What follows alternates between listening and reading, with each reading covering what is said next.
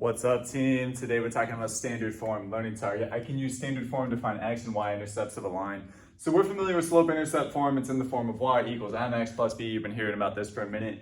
An example of this, well, first of all, y equals mx plus b, quick refresher. X is our input, y is our output. So generally, x is our independent variable. A lot of times it's time or something like this. Y is our output.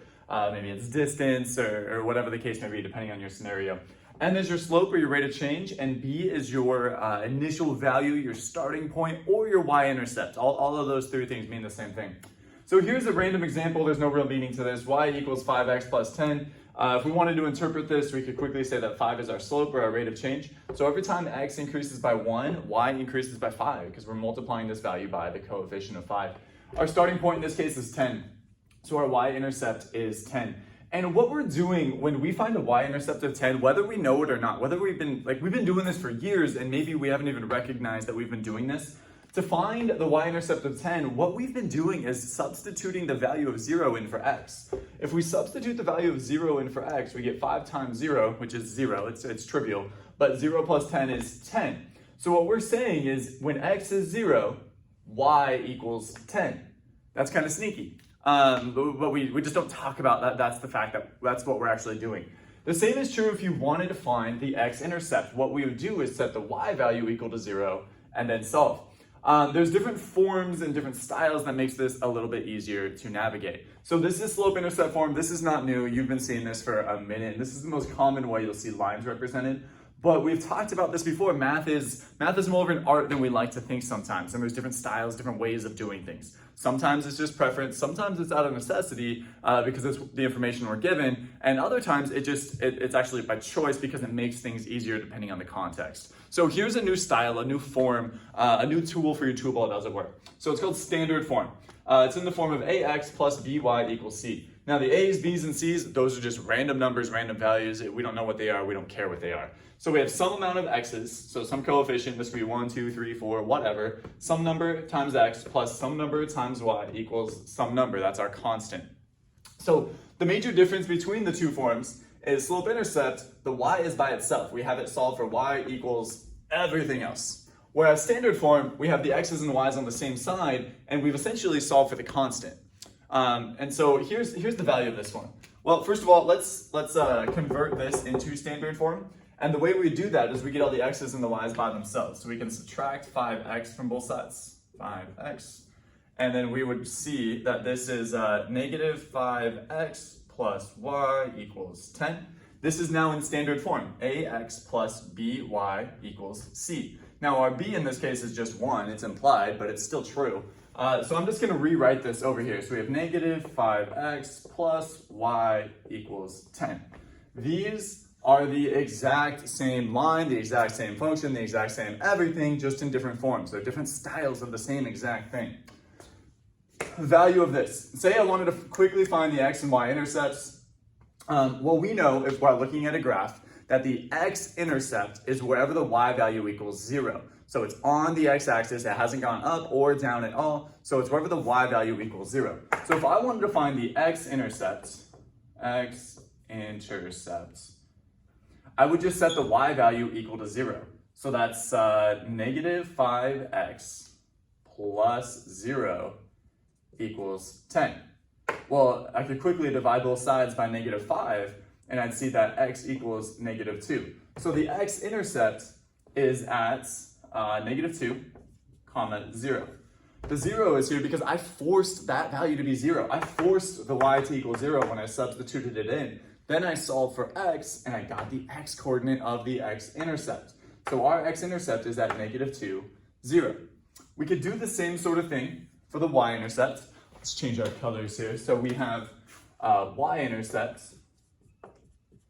And again, using the same exact function, but this time, instead of substituting 0 in for y, we're going to substitute 0 in for x. So we have negative 5 times 0 plus y equals 10. So y. Great. Well, negative 5 times 0 is just 0, so we have 0 plus y equals 10. Well, that's pretty clear that y equals 10. So our y-intercept is 0 because that's the x value that we forced to be 0, comma 10, and that is the result when we solve for y. This should be of no surprise because a moment ago in the other form, we already had the y-intercept being 10 right here as our initial value. So for this example, there's no real value in converting it into standard form. The reason why I did it is just a demonstration of what we could do. It's a true thing, but in this particular example, it's not particularly helpful. Let's say we have a different example. So I'm gonna go ahead and erase this. I got two examples we're gonna work through. These two examples are more like what you'd see in your classwork problems. In fact, they're two of the exact classwork problems. The first one we're gonna tackle is, say we're given this equation of a line in standard form, 6x minus 2y equals 12. This one's a bit sneakier because it's a little bit trickier to solve for y because we have two of them. In fact, we have negative 2 of them. So this one we're gonna leave in standard form, and the goal here is to find the x-intercept and the y-intercept. To find the x-intercept, we are going to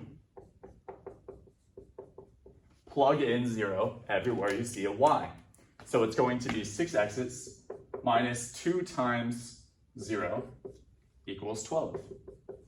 2 times 0, of course, is 0, so we have 6x equals 12. Divide both sides by 6, x equals 2. So our x-intercept is at 2, 0. Dang, that was quick. Okay. Now let's look at the y-intercept. The y-intercept, same process, but this time we'll replace all the x's with 0.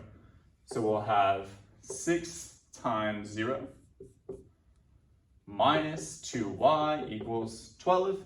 6 times 0, that's 0. So we have negative 2y equals 12. Divide both sides by negative 2, and we see that y equals negative 6. So our y-intercept is at 0, negative 6. Boom. What I'm gonna do next is I'm gonna graph this real quick, and then we'll wrap this video up. So a little bit of a sloppy graph for you. Sorry about it. 1, 2, 3, 4, 5, 6, 7. 1, 2, 3, 4, 5, 6, 7. 7, 2, 3, 4, 5, 6, 7. Great. I'm gonna graph my x-intercept first. So to graph this, you only need 2 points, and we already have them. This is part of the beauty of standard form. This is why a lot of people prefer it. So this x-intercept is at 2, 0. So starting at the origin, I go 2 to the right, and then here is the x-intercept. Y-intercept is at 0, negative 6. 1, 2, 3, 4, 5, 6. Boom. Here's the y-intercept. Now, all of a sudden, I have all the information I need for this line. I'm just going to connect the dots and extend them in both directions. I have the x-intercept. I have the y-intercept. Let's plot this business here like so. Easy peasy. We have now represented every single input-output combination in this equation on that line, and we only needed the 2 points. Pretty cool. So this is why a lot of people like standard form. Couple reasons. Again, one, if there's a coefficient in front of the y, it just makes things easier. If there's not a coefficient in front of the y, a lot of times it's easier to use slope-intercept. Y equals mx plus b. If there's some number out in front of the y that's not a 1, a lot of times it's easier to use standard form here. Okay, again, quick recap. To find the x-intercept, plug 0 in for y, solve for x. You have your x-coordinate, y-coordinate. To find the y-intercept, it's the opposite. Plug 0 in for x, solve for y. You have 0 as the x-coordinate, and then whatever you solve for your y is your y-coordinate. Plot the dots, just those two intercepts, connect them, you have your graph of the line. Okay, standard form, finding x and y intercepts and graphing. Here we go.